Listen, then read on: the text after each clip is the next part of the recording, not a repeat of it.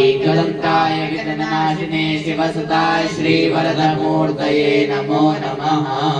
ॐ नमस्ते गणपतये। त्वमेव प्रत्यक्षं तत्त्वमसि त्वमेव केवलं कर्तासि त्वमेव केवलं धर्तासि त्वमेव केवलं हर्तासि त्वमेव सर्वं खलुविदं ब्रह्मासि त्वं साक्षादात्मासि नित्यं त्वं वच्मि सत्यं वच्मि अवत्वं माम् अवक्तारम् अवश्रोतारम् अवधातारम् अवधातारम् अवानूचानमवशिष्यम् अवपश्चात्तात अवपुरस्तात् अवोत्तरात्तात अवदक्षिणात्तात अवदक्षिणात्तात अवाधरात्तात सर्वतो मां पाहि पाहि समन्तात।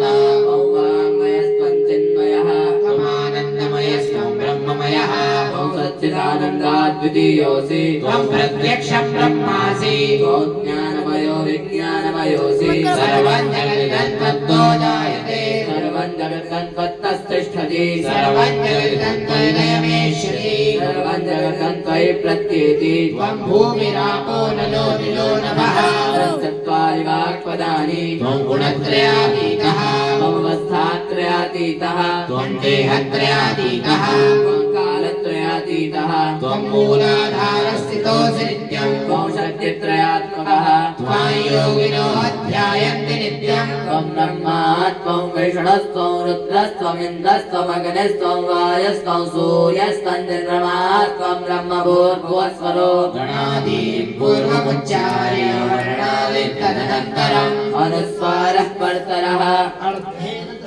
कारेण रुद्धम् एतत्तमनुस्वरूपम् उकारं पूर्वरूपम् अकारो मध्यमरूपम् अनुस्वारस्याद्यरूपम् उत्तरोत्तररूपम् नादः सन्धानं सविता सन्धिः सैषा गणेशविद्या गणकर्षिः नित्यगायत्री छन्दः गणपतिर्देवता ॐ गणपतये नमः।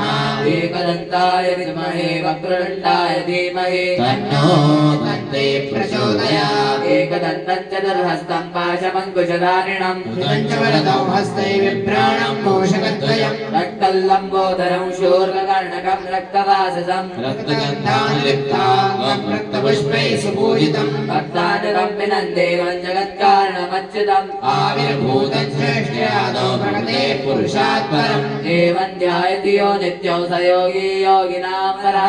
नमो व्रातपतये नमो गणपतये नमः प्रमदपतये नमस्ते स्तु लम्बोदराय एकदन्ताय विघ्ननाशिने शिवसुताय श्रीवरदमूर्तये नमो नमः।